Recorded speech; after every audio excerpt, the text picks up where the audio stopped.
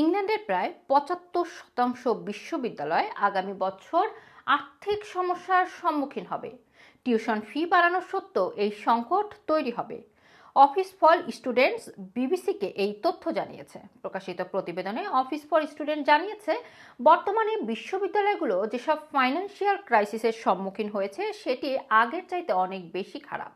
আগামী বছর নাগাদ 1/3 বেশি ইউনিভার্সিটি ক্যাশ ফ্লো সমস্যার মুখোমুখি হবে, অর্থাৎ নগদ অর্থ থাকবে না। বিবিসির সাথে কথা বলার সময় অফিস ফর স্টুডেন্টসের chairman sir David Behan education সিস্টেমে আমূল পরিবর্তনের আহ্বান জানিয়ে বলেন, আর্থিক স্থিতিশীলতার জন্য কোর্স বন্ধ এবং বিশ্ববিদ্যালয় একীভূতকরণের প্রয়োজন হতে পারে। এদিকে ইউনিভার্সিটিগুলোতে দীর্ঘমেয়াদী অর্থায়ন এবং সংস্কারের কথা ভাবছে সরকার। এদিকে ইংল্যান্ডে টিউশন ফি বর্তমান শিক্ষার্থীদের জন্য 2025 সালের অটামে 285 পাউন্ড বৃদ্ধি পেয়ে 9,535 পাউন্ড হবে। টিউশন ফি বাড়ানো সত্ত্বেও ইউনিভার্সিটিগুলোর আর্থিক অবস্থা আরও খারাপ হচ্ছে। 2023-24 সাল নাগাদ 40% ব্রিটিশ ইউনিভার্সিটি আর্থিক ঘাটতিতে পড়বে।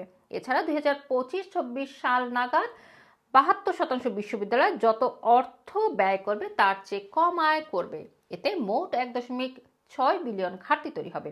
এডুকেশন ব্রিজেট ফিলিপসন বলেন, গবেষণা অনুযায়ী ইউনিভার্সিটিগুলোকে তাদের আর্থিক স্থিতিশীলতা বজায় রাখতে আরও কাজ করতে হবে।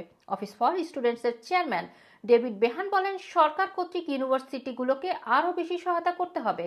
এছাড়া ইউনিভার্সিটিগুলোতে ফরেন স্টুডেন্ট কমে যাওয়ায় আয় অনেক কমে গেছে। এই বছর ফরেন স্টুডেন্ট অ্যাপ্লিকেশন সংখ্যা 16% কমেছে, অথচ বিশ্ববিদ্যালয়গুলোর আয়ের বড় একটি অংশ ফরেন স্টুডেন্টদের দেওয়া ফি থেকে আসে। তাই এই ব্যাপারে রিভিউ করতে হবে। জানা গেছে, আগের কনজারভেটিভ পার্টির সিদ্ধান্ত অনুযায়ী গত জানুয়ারি থেকে ফরেন স্টুডেন্টরা তাদের ডিপেন্ডেন্টদের আনতে পারছে না। এতে ফরেন স্টুডেন্ট কমে যাওয়া সহ আয় কমেছে বিশ্ববিদ্যালয়গুলোর, ফলে আর্থিক সংকট দিন দিন আরও বাড়ছে।